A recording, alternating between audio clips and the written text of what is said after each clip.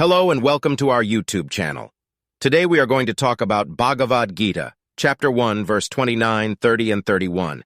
And for more video like this, subscribe our channel.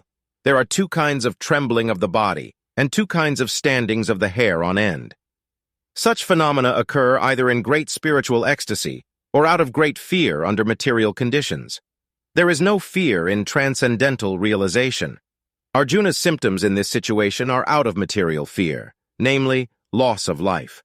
This is evident from other symptoms also. He became so impatient that his famous bow Gandiv was slipping from his hands, and because his heart was burning within him, he was feeling a burning sensation of the skin.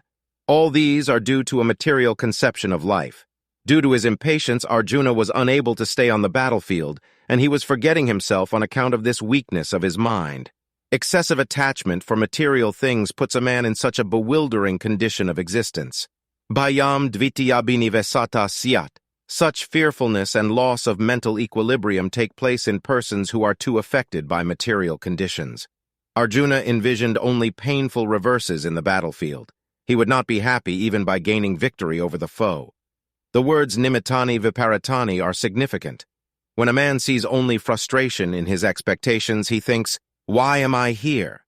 Everyone is interested in himself and his own welfare. No one is interested in the Supreme Self.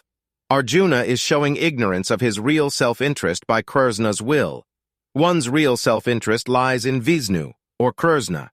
The conditioned soul forgets this, and therefore suffers material pains. Arjuna thought that his victory in the battle would only be a cause of lamentation for him.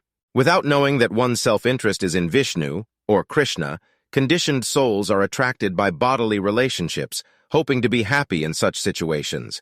In such a blind conception of life, they forget even the causes of material happiness. Arjuna appears to have even forgotten the moral codes for a Kshatriya. It is said that two kinds of men, namely the Kshatriya who dies directly in front of the battlefield under Krishna's personal orders, and the person in the renounced order of life who is absolutely devoted to spiritual culture, are eligible to enter into the sun globe, which is so powerful and dazzling. Arjuna is reluctant even to kill his enemies, let alone his relatives. He thinks that by killing his kinsmen there would be no happiness in his life, and therefore he is not willing to fight, just as a person who does not feel hunger is not inclined to cook. He has now decided to go into the forest and live a secluded life in frustration. But as a Kshatriya, he requires a kingdom for his subsistence, because the Kshatriyas cannot engage themselves in any other occupation. But Arjuna has no kingdom.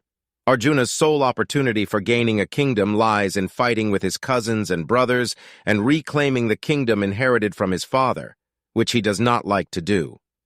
Therefore, he considers himself fit to go to the forest to live a secluded life of frustration.